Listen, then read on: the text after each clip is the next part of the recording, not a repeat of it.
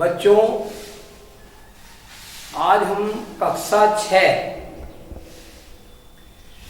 विषय जो है सामाजिक विज्ञान के अंतर्गत, जैसा कि आप जानते हैं कि सामाजिक विज्ञान में हम 3 पार्ट में सामाजिक विज्ञान का अध्ययन करेंगे। सबसे पहले पढ़ेंगे हम इतिहास और फिर इसी में आएगा नागरिक शास्त्र और इसी में हम पढ़ेंगे भूगोल। तो बच्चों, ये बात आप बिल्कुल ध्यान से सुन लीजिएगा। इस संपूर्ण जिस विषय के अंतर्गत हम इन तीनों का अध्ययन करेंगे उसको हम सामाजिक विषय के नाम से जानेंगे। यानी कि हम आज से स्टार्ट कर रहे हैं कक्षा 6 का सामाजिक विज्ञान। मैं डॉक्टर पुरुषोत्तम कुमार, पब्लिक इंटर कॉलेज पट्टी मोड़ा कांड से इस आशा के साथ सामाजिक विज्ञान आपके समक्ष लेकर के आया हूं कि आप भली भांति मेरे द्वारा दिए गए ज्ञान को क्रमबद्ध तरीके से पढ़ेंगे और समझेंगे।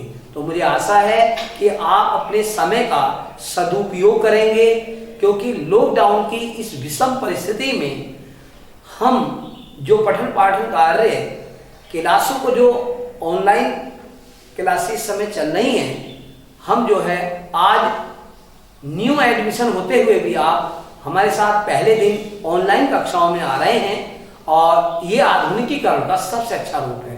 तो बच्चों, आपके लिए शुभकामनाएं। आप सुरक्षित रहें और अच्छे से अध्ययन करें, नियमों का पालन करें। ठीक है, तो बिल्कुल मेरी ये शुभकामनाएं हैं कि आप ध्यान से यदि वीडियो को देखेंगे तो निश्चित रूप से लाभान्वित होंगे, ऐसी मैं आशा करता हूं। तो चलिए आइए हम शुरू करते हैं सामाजिक विज्ञान। और सामाजिक विज्ञान के अंतर्गत हम सबसे पहले आपको पढ़ा रहे हैं इतिहास वाला पोर्शन पढ़ाएंगे बच्चों। लेकिन एक बात ध्यान रखेंगे कि हम सभी कापियां एक साथ बनाएंगे। इसकी सभी कापियां हम क्या करेंगे, एक साथ बनाएंगे। यानी कि इतिहास की अब जो हम वीडियो बना रहे हैं उसकी समझ करके उसमें जो भी प्रश्न आएंगे मैं हाथों हाथ ब्लैक बोर्ड पर लिखूंगा और उन प्रश्नों को, मतलब जो पोर्शन हम समझा रहे हैं उसको समझना भी है और समझने के बाद उन प्रश्न उनसे संबंधित जो प्रश्न होंगे उनको भी मैं इसमें नोट कराऊंगा। यानी कि आप बस ध्यान से इसी प्रकार कराया जाएगा जैसे हम क्लासों में कराते हैं। क्योंकि ये छोटी क्लासें हैं, कक्षा 6 के बच्चे हैं, तो आपको बहुत धीमी गति से पढ़ाया जाएगा, लेकिन आपको अच्छे से समझाने की कोशिश की जाएगी। तो मुझे आशा है कि आप, लेकिन एक बात और ध्यान रखेंगे, जो भी लिखेंगे अच्छे राइटिंग में लिखेंगे, हाथ रोक कर लिखेंगे, अच्छा लिखने की कोशिश करेंगे। बच्चों, राइटिंग जितना अच्छा होगा उतना ही हम अच्छा कर पाएंगे। तो हम सबसे पहले आप स्टार्ट कर रहे हैं इतिहास। आइए हम देखते हैं कि हम इतिहास विषय को आज हम पढ़ रहे हैं और इतिहास के अंतर्गत जो पहला चैप्टर है वह है कैसे पता करें कि कब क्या हुआ था।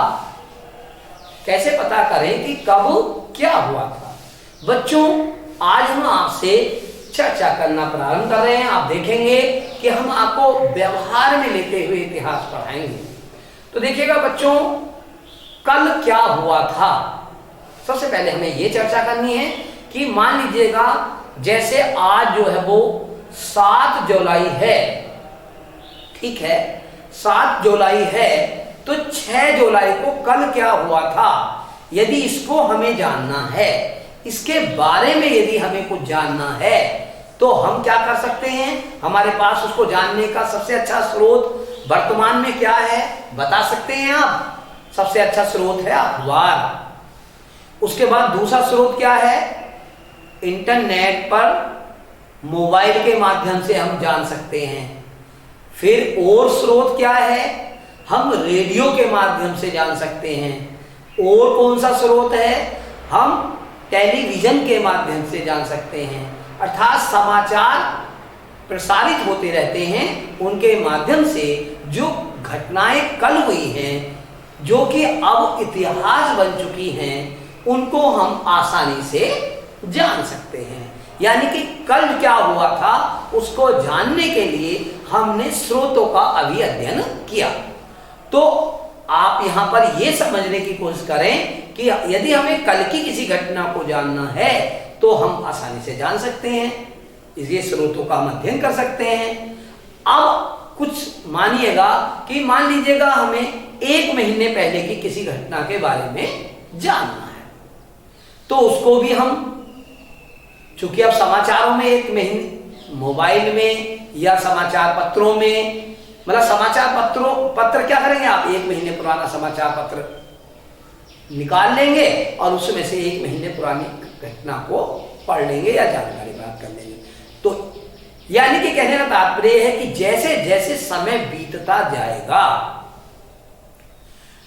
उसको जानना इतना आसान नहीं रहेगा। तो ऐसी स्थिति में उसको कैसे हम जाने, उसको जानने के लिए हम जिस विषय का अध्ययन करते हैं, जैसे मान लीजिएगा आपको 10 साल पुरानी किसी घटना के बारे में जानना है और आपकी आयु कितनी है, आपकी आयु भी 10 साल है, तो जब तो आप बहुत छोटे रहे होंगे या नहीं भी होंगे, तो उस घटना को यदि आपको जानना है तो ये घटना की जानकारी आप किससे प्राप्त करेंगे? एक बार को हो सकता है कि आप अपनी मम्मी से, पापा से, दादा से भी जानकारी कर सकते हैं, लेकिन हो सकता है उन्हें भी पता ना हो। तो ऐसी स्थिति में घटनाओं का एक संकलन किया जाता है, एक संकलित कर लिया जाता है, उनको एक इकट्ठा कर लिया जाता है, पत्र पत्रिकाओं, समाचार पत्रों और पुस्तकों के माध्यम से उनको एकत्रित किया जाता है, संग्रह किया जाता है उन घटनाओं का।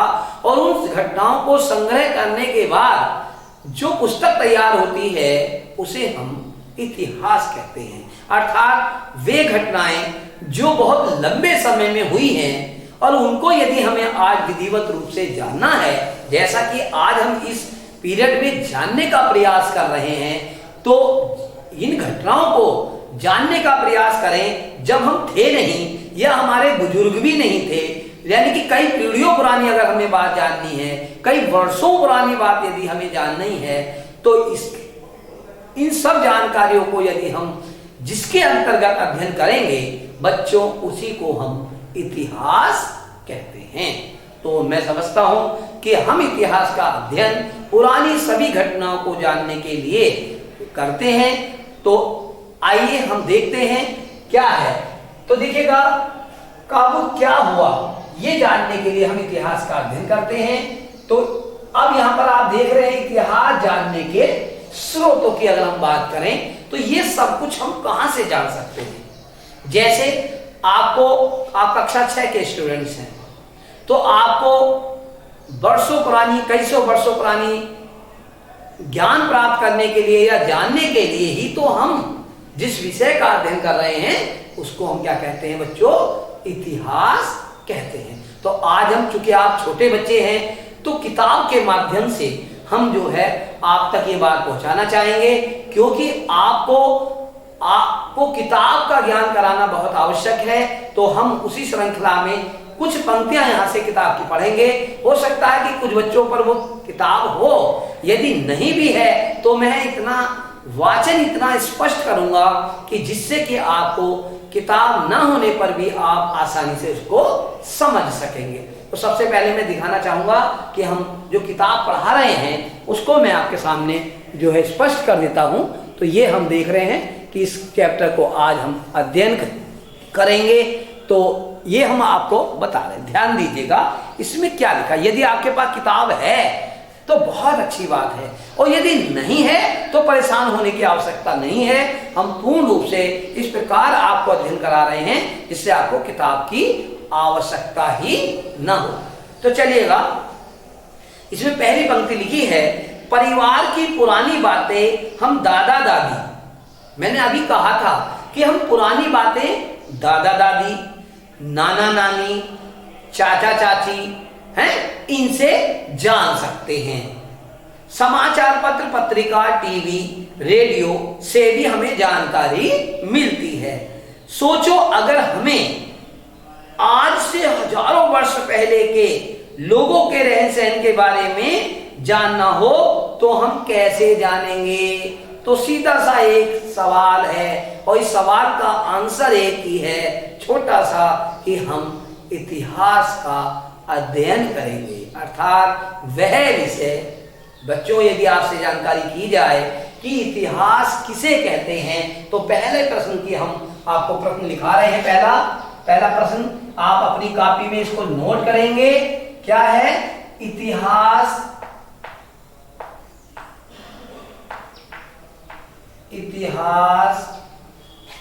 किसे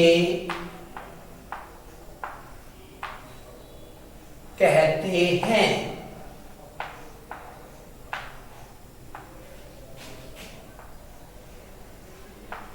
इतिहास किसे कहते हैं? राइटिंग का बहुत ज्यादा ध्यान रखेंगे, ठीक है नहीं? तो देखिएगा, आंसर लिखेंगे तो आंसर लिखने से पहले कभी भी ध्यान दें, आप छोटे बच्चे हैं, आपको लिखने की लेखन कला अच्छे से आनी चाहिए। तो जब भी कोई प्रश्न ऐसा आए जिसमें यह पूछा गया हो किसी भी बात के बारे में कि किसे कहते हैं, तो जैसे ये है इतिहास किसे कहते हैं, इतिहास के बारे में प्रश्न बना हुआ है, तो हम इतिहास को हेडिंग में लिखेंगे पहले। तो क्या लिखेंगे? इतिहास, पहले इतिहास हेडिंग डाल देंगे। क्या डाल देंगे बच्चों? इतिहास हेडिंग डाल देंगे और हेडिंग डालने के बाद इतिहास के बारे में लिखेंगे। तो बीते हुए समय,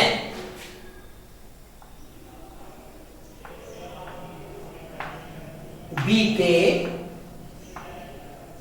हुए समय, देखिएगा मैं मोटा मोटा लिख रहा हूं जिससे कि आपको जो है लिखने में और देखने में परेशानी ना हो। बीते हुए समय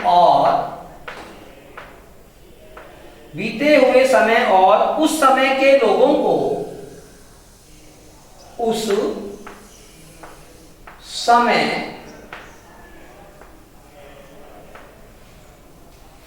के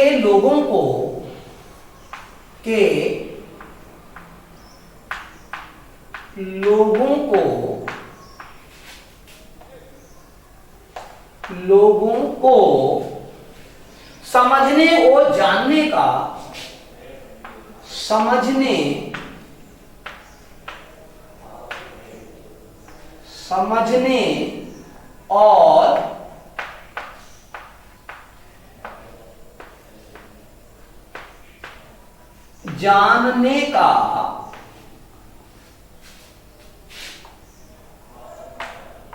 समझने और जानने का एक साधन है, एक साधन है।